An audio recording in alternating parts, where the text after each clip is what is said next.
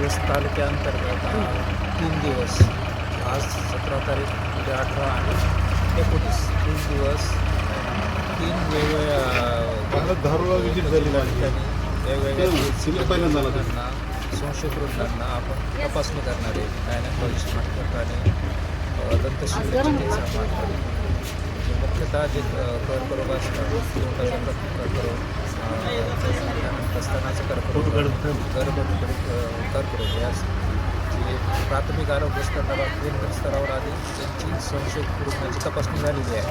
त्यानंतर त्यांची बायोप्सी तसेच मुख्य तपासणी ते करण्यासाठी आपण इथे PHCच्या रुग्णवाहिकेमार्फत इथे रुग्णाला आणणार आहेत आणि त्यांची मुख्य तपासणी करून जास्तीत जास्त संशयित रुग्ण कसे तपासले जातात, उपचार कसे केले जातील याची आपण काळजी घेतो. आणि हा कॅम्प हे तर आपण कुठं घेणार आहे आणि किती दिवस याचा समजा घेणार आहे?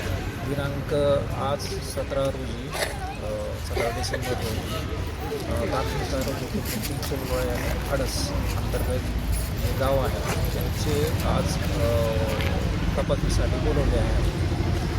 याआधी तुम्ही तर घेतलेले कॅम्प त्याच्यामध्ये जर आपल्याला काय समजा पेशंट असेल आढळून आलेले आहेत मग त्यांच्यावर ह्याच्यात आपण काय त्यांना सल्ला देणार? यापूर्वी जे आपल्याला जे कॅम्प घेतले त्यामध्ये जे रुग्णांना निदान झाले त्यांचे आपण